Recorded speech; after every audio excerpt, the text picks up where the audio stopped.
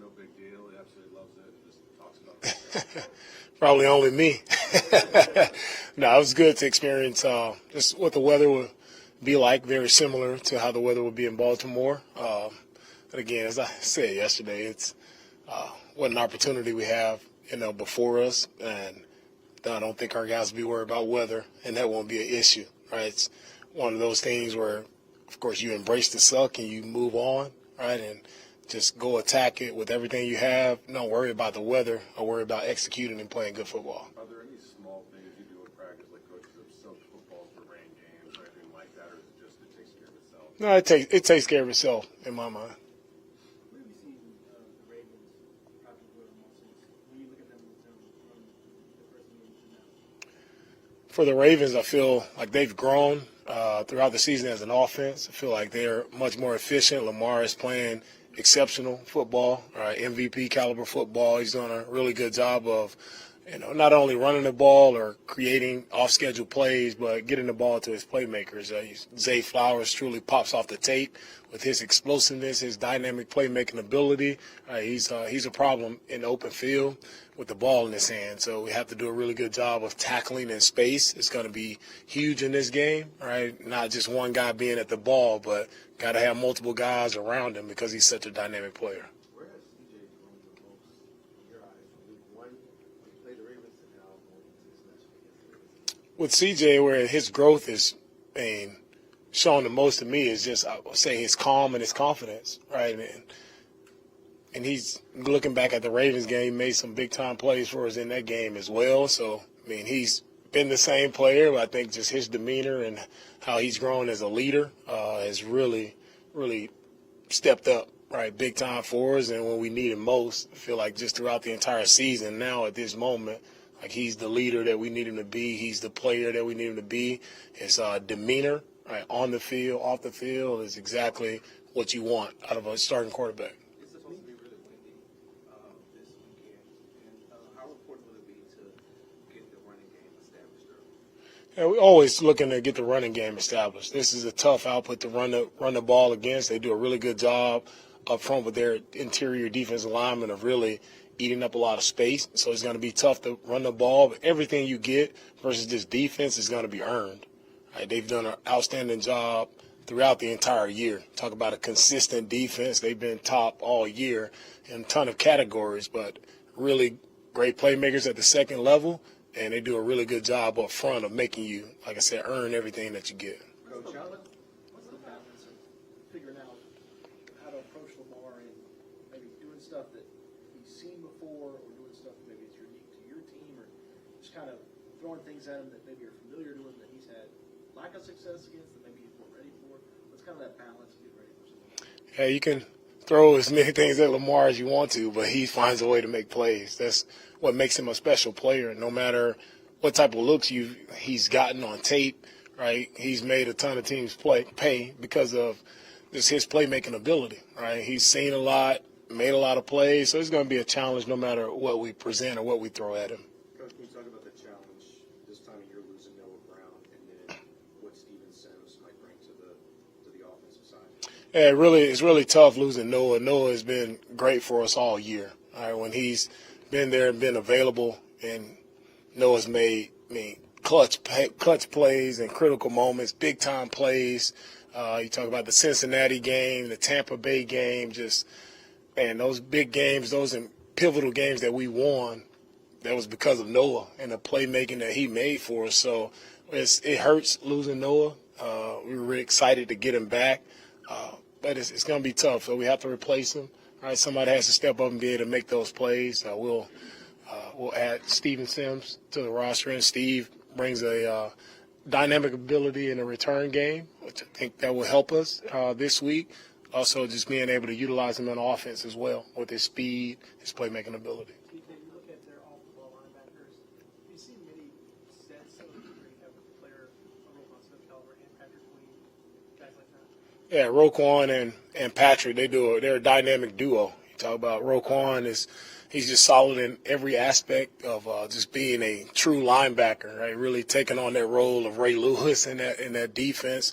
I've always liked Roquan since he was at Georgia. Thought he was an exceptional playmaker, sideline to sideline linebacker, and plays the physical brand of football that kind of you start to miss it in the game. But Roquan, he plays physical sideline to sideline, so really pops off the tape. And then you have Patrick, right? He's another guy who can.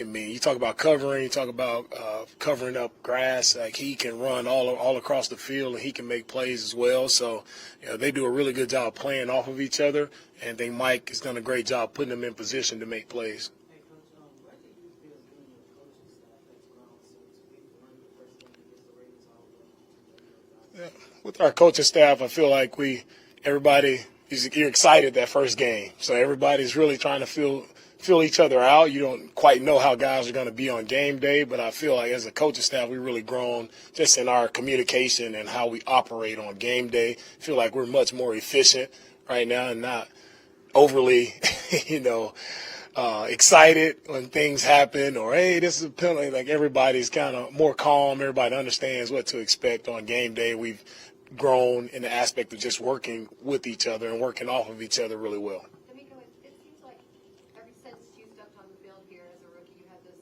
aggressive, relentless mindset, and now it looks like your team here has taken on that kind of persona. How are you able to instill your kind of feelings and aggressiveness to your team? For me, I always want the team to just play football how I see football, right? How I think it should be played. And I think football should be played with passion. I think it should be played with energy. And I think, like, when you get the opportunity to do it, you should give everything you have to the game, because you don't know when your last play will be, right? You don't know when it's your last season. So it's just about just selling out all the efforts you can possibly give. You do that, right? And you take advantage of each and every day that you get the opportunity to suit up and play this game, because it's a privilege to be able to play this game. And guys are truly blessed to be the athletes that they are, to be able to take the physical pounding at this game. It'll tax you, right? And I think that for me and my mindset of how I play the game and have fun, give it everything you have, and just own each and every moment that you have. And I like where our team is right now. The way we play, we finish the right way. We play with great effort, right? And we enjoy playing with each other, right? We enjoy seeing our brothers make plays. We enjoy the success of others. And that's how I truly believe the game should be played. As a quick follow-up, was there someone that instilled that into you, or you were just born with this mindset? No, I think it instilled in where I got that mindset was in high school, right? Everybody, as a young athlete, you're trying to get a scholarship to college, and you want to be seen, and you want to, make it in college football. And so I had a coach that told me, like, hey, if you want to make it, you have to make sure you show up around the football every single snap. So that effort, that mindset, show up with great energy. When the coach told me that, it was like, okay, I got to go. I know I wanted to go play college football, and to do that, what I learned from him was, hey, you got to play with tremendous effort every single snap so you can show up and look different. You got to look special. When they cut the tape on, are you special, or are you just fitting in? Are you just another player out there? So that always resonated with me. Like, man, when you suit up, you got to do something that's different. Do something that others aren't willing to do. A lot of people aren't willing to run, play with great effort, play as physical as they can play every single snap. People aren't willing to do that. So when you do it, and when you have an entire team that does it, it jumps off the tape, and people all around the league truly respect what you do.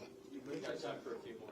You mentioned some of the playmakers that the Ravens have. What stands out to look at Kyle Hamilton's been able to do these short couple of years? Yeah, Kyle it seems like he's always around the football. Right? He's always around the football, always attacking the football, rangy safety. Right? They put him down in the box a little bit more. So I like the way they utilize, Kyle and putting him in positions to be successful. I think that's where Mike has done a great job with all of his players. Like, he finds a way to put them in position to make plays, and Kyle is one great example of that, right? He's put him in position. He's attacking the football. He's doing a great job in coverage, great job of tackling in space, and it's great to see his game evolve. We'll close with Jonathan, Aaron, and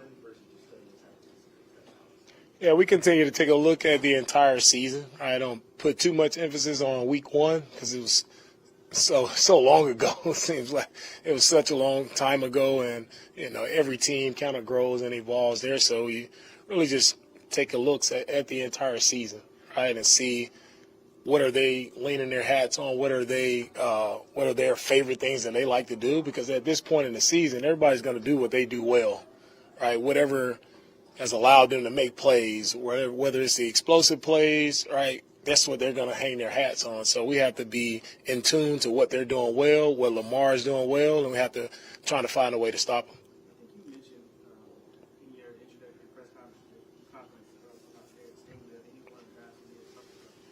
What's impressed you most about what he's been able to do this season?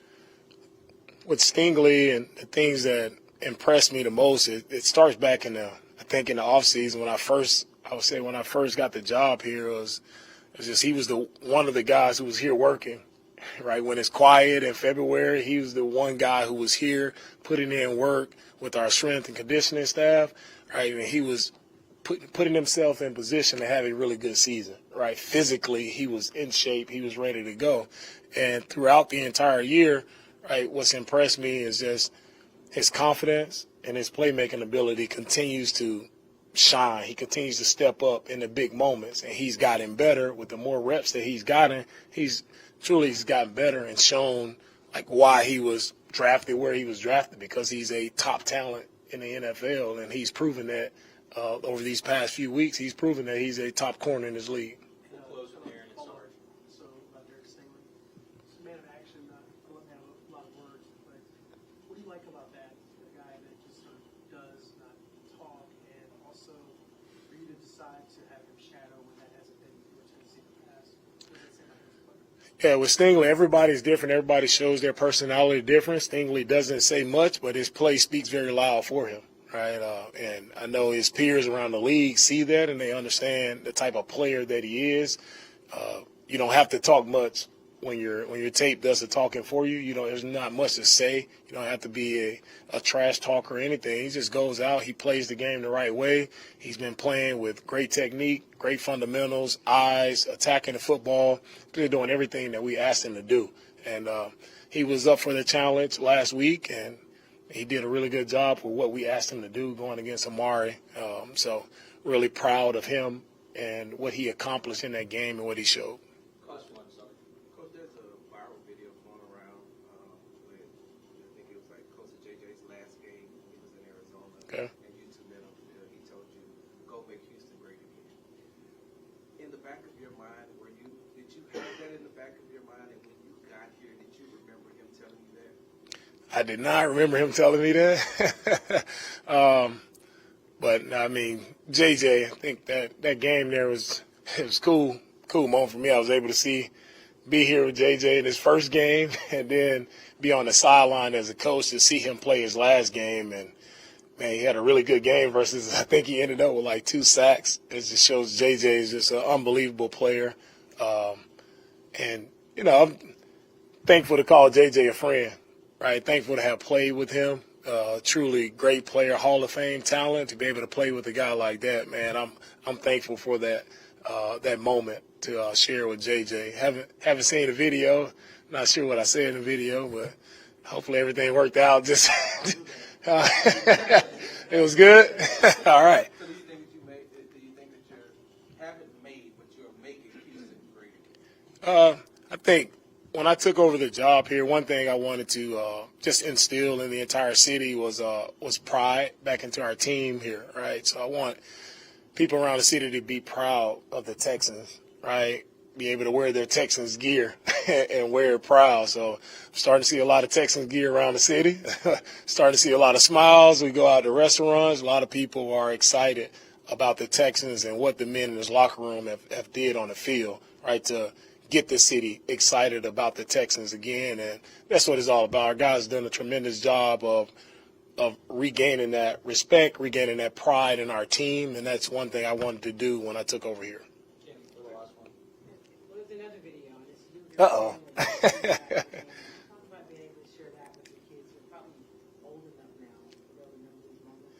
Oh, yeah. I mean, coming up that tunnel after the game, after the win versus Cleveland, that was a very special moment for me to be able to share that with my kids. I wasn't expecting them to be there. It's the first time they were there after a game, so it was very surprised me, caught me off guard, but it was that, man, wow, such a exciting surprise to see them there. Really just warmed my heart. It was a special moment for us to get the first playoff win here as the head coach and to see my family there in the tunnel.